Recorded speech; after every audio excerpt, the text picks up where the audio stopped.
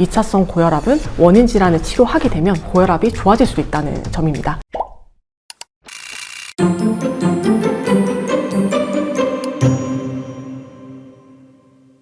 안녕하세요. 꼭 필요한 정보만 콕 집어 전해드리는 건강 TMI 집 윤혜경입니다. 오늘 건강 TMI에서는 2차성 고혈압의 대표적인 원인 1차성 알도스테론증과 갈색 세포종에 대해서 핵심 건강 TMI를 짚어드리겠습니다. 오늘도 교수님 모셨습니다. 안녕하세요, 교수님. 안녕하십니까. 강북삼성병원 내부민내과 장한나입니다. 제가 오늘 2차성 고혈압에 대한 TMI를 열심히 풀어드리도록 하겠습니다. 네, 교수님 반갑습니다. 아니, 고혈압은 그냥 고혈압이지 저는 2차성 고혈압이라는 말 처음 들었거든요. 2차성 고혈압에 대해서 좀 자세히 설명해 주시죠.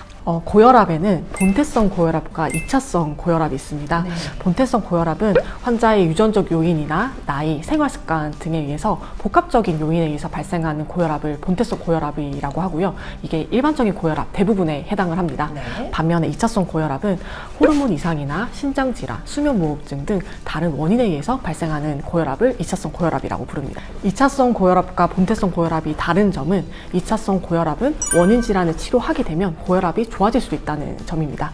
그렇다면은 이 2차성 고혈압인지 어떤 것을 보고 저희가 의심을 좀 해야 될까요? 고혈압은 일반적으로 나이가 들면서 생기는 경우가 맞아요. 많습니다. 네.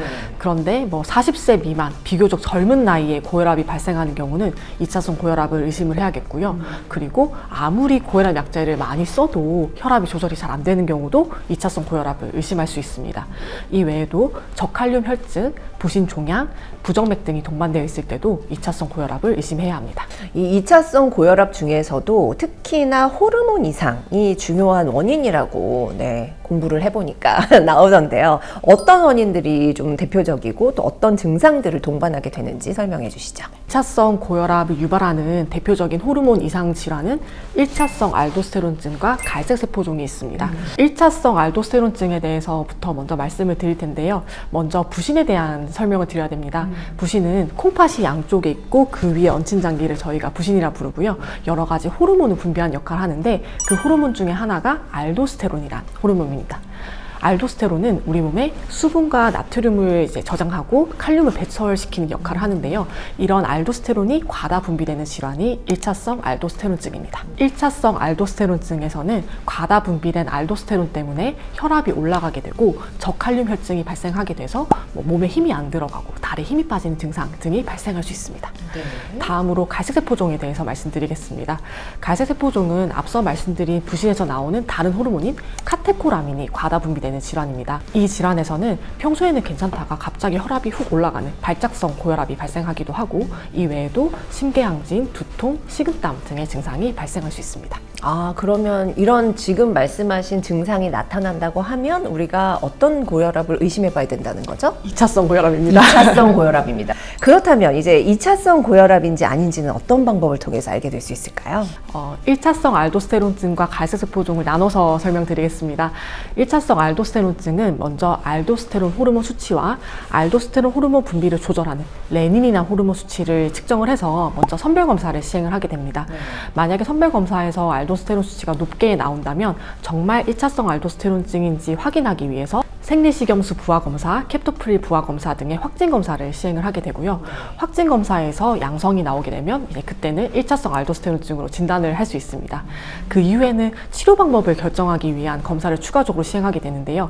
1차성 알도스테론증은 한쪽 부신에서 알도스테론이 많이 나오는 경우와 양쪽 부신에서 호르몬이 모두 많이 나오는 경우가 있습니다. 한쪽 부신에서 호르몬이 과다 분비되는 경우와 양쪽 부신에서 많이 분비되는 경우가 치료 방법이 다르기 때문에 치료 방법을 결정하기 위해서 부신정맥 체혈술을 추가적으로 시행하기도 합니다. 갈색세포 종에서는 카테코라민이 과다 분비되지 않는지 확인하기 위해서 혈액검사 그리고 소변을 24시간 모으는 검사를 시행을 하기도 합니다.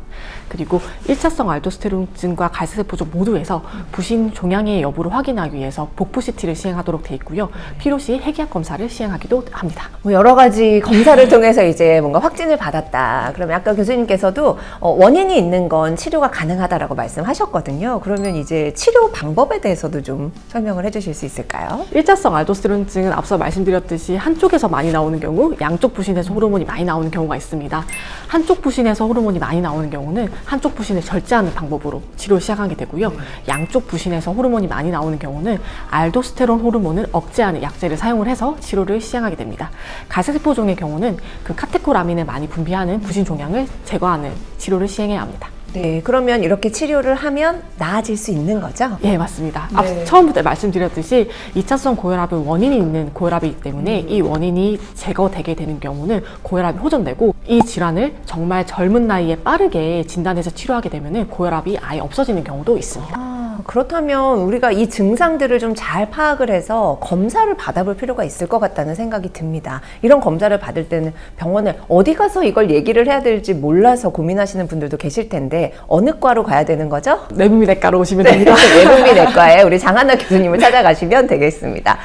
치료 후에 고혈압이 없어질 수도 있다고 이제 말씀을 해주셨는데 그래도 관리가 중요할 것 같아요. 우리가 평생 관리해야 된다 이런 얘기 하잖아요. 어떤 관리가 필요할까요? 고혈압이 없어진다고 말씀드리긴 했는데 수술 후에 딱 없어지는 게 아니고요. 시간이 필요합니다. 네. 그래서 저희가 수술하고 나서 점점 혈압 추이를 보면서 약제를 줄여가는 과정이 필요하고요. 그리고 주기적으로 호르몬 검사와 CT 검사를 시행을 해서 혹시 병이 재발하지 않는지도 확인을 해줘야 됩니다. 네. 그리고 2차성 고혈압은 잘 치료했지만 환자분도 결국 나이가 드시기 때문에 본태성 고혈압이 발생할 수 있습니다. 그렇죠. 그래서 일반 사람들과 마찬가지로 뭐 너무 짜게 드시지 않게 하셔야 되고 운동도 하셔야 되고 체중 관리도 좀 해주셔야 됩니다. 네, 우리가 다 알고 있는 그 관리 있잖아요. 네, 그런 것들은 기본적으로 해 나가시면서 추가적으로 이런 관리를 하신다면 고혈압의 고통에서 좀 벗어날 수 있지 않을까 싶습니다. 네, 오늘 우리 교수님께서 알려주신 2차성 고혈압에 대한 요약 정리 들어가겠습니다.